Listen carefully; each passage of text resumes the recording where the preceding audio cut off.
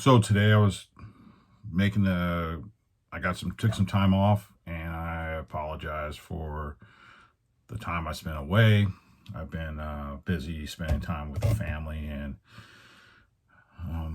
getting a new promotion at work, so been kind of tied up knocking stuff out, trying to take care of the family. So trying to get some content out as soon as possible. So with this, I got a brief video on what's on the map and the major and minor terrain features, colors of the map, and what data is contained within the legend. And the next video I'll make will be how to plot a grid and measure distances.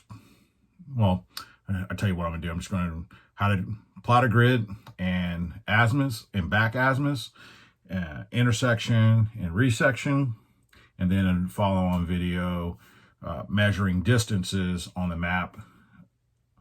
So plotting a point and going from one point to another, measuring distance using a road, so forth and so on. So I hope you enjoy the content for today, and make sure to hit like and subscribe.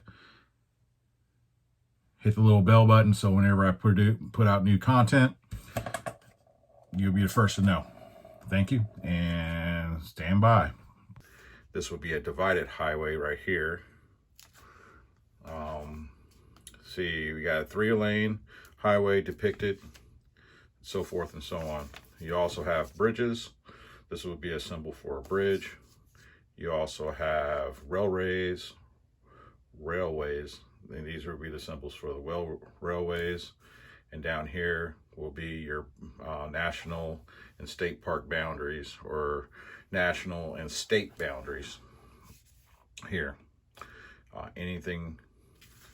So then we go up here, any black blocks here will depict buildings. A black box with a cross on top is a church.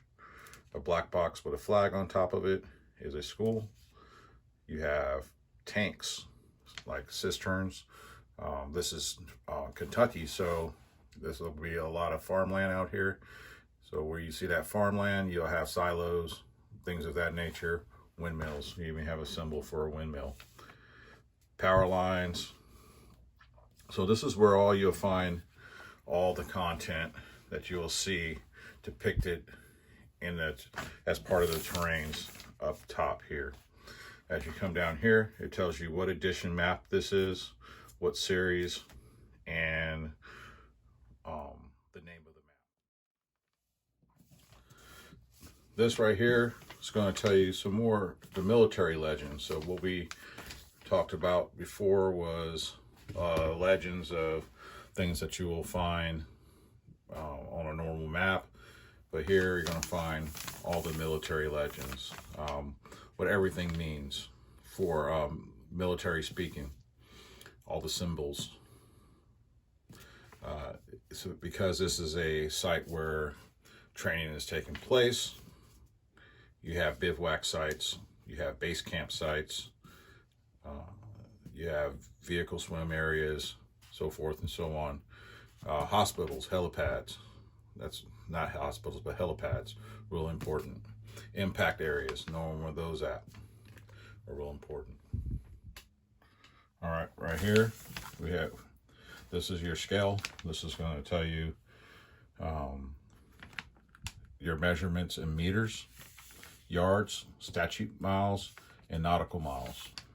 And in a later podcast or a later video, I'll go over measuring distances using each of these scales. As you come down here, you see elevations in meters.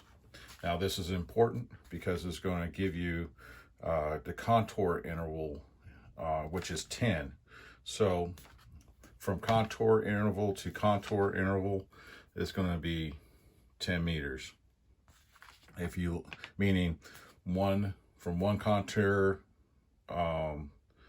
depiction on the map to the next is going to be 10 meters, unless it's a supplementary contour. And when I go over intermediary and supplementary contour lines, I will be able to let you know and identify those on the map for you. Here we have some information that isn't necessarily all that necessary for land navigation. Okay, down here you're going to have your grid zone designation, the square identification. Whether so if you hit a grid at the 0, 0, 0, 0 coordinate, you're going to be at a crossroads of maps, and I'll talk about that a little bit later. In this case, you'll have Echo Tango, Fox Tango, Echo Sierra, Fox Sierra. So when reading a grid, and say for instance Echo Sierra, it would be, you'd always start off with 16 Sierra, Echo Sierra, 1, 2, 3, 4, 5, 6, if that's the grid.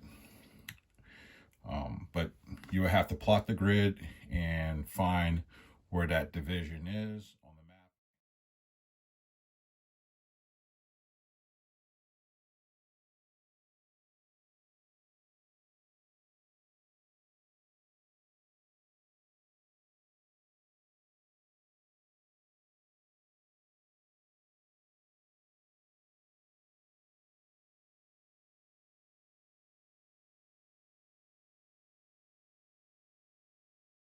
And we're plotting a grid from a piece of paper, which we refer to as grid north. So anything. So when you look at your map, look at it as you're reading it from bottom to top. Bottom being south, top being north, the right being east, the left being west. The top of your map will always be grid north. That's grid north. That doesn't mean it's north. That's just grid north on the map. So when you plot a point from a paper map and you want to convert it to a point that you actually, from a grid point to a magnetic point, there's a step you have to do. And this is what you call the declination diagram. So in order to convert a grid azimuth to a magnetic azimuth, you add your GM angle. So the GM angle in this instance is 1/2 degree. So you're going to add, when you're converting a grid azimuth to a magnetic azimuth, you're going to add a 1/2 degree. In the event that you're taking a magnetic azimuth and you're converting it to a grid azimuth, you're going to subtract a degree. So this is the add and subtract rule for converting magnetic grids to magnetic azimuths to grid azimuths, and from grid azimuths to magnetic azimuths.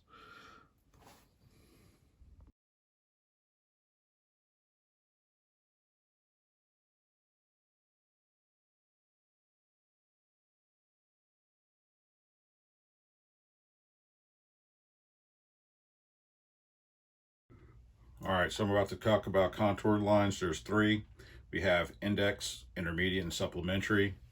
In this example here, this right here is an index line. It's going to be represented by a number, which is in meters. So here, this index line is 250 meters above sea level. All right, so this line follows this imaginary line is going to follow the entire contour at that elevation that is representing. The line above it, the interval between this line and this line is 10 meters, and that's located in the map data. So this will be 260 meters. This is what you call a intermediate contour line, and it follows the same rules. The only difference is one is going to have a number, the other isn't. And then you have supplementary, and supplementary lines are resemble dashes, and they follow the changes of elevation of at least 1/2 the contour interval. So if I said that the distance between the index line to the intermediate line,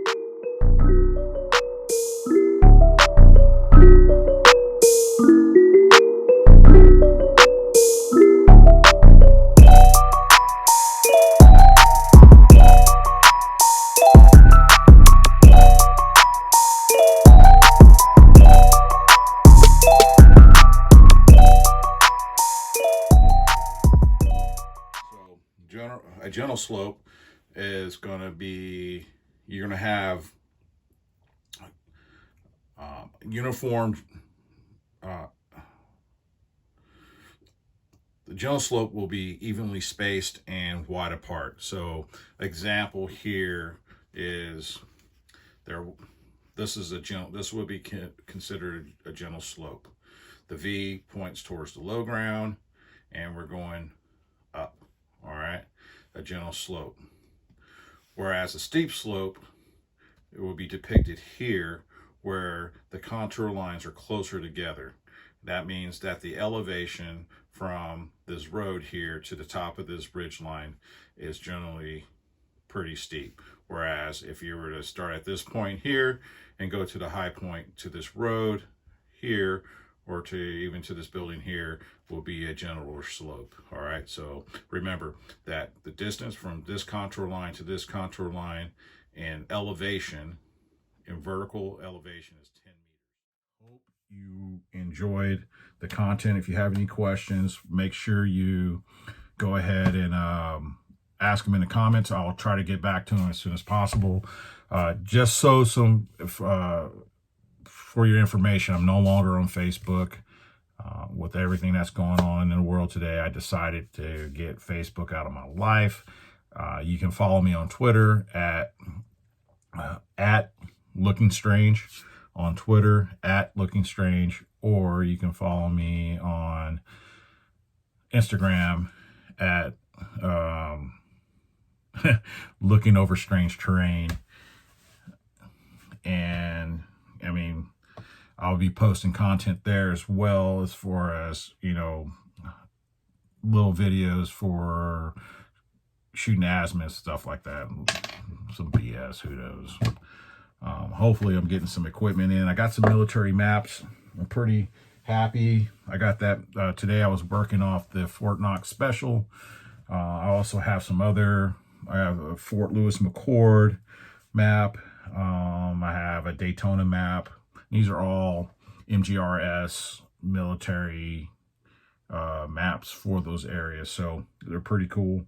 I think I'm gonna stick with the Fort Knox special, simply because it has a lot of terrain features on there, and there's a lot of information to take in on that. So I hope y'all have a blessed weekend, a safe week, a COVID-free life, and I talk to you next time. Peace. Dale Presley Bear.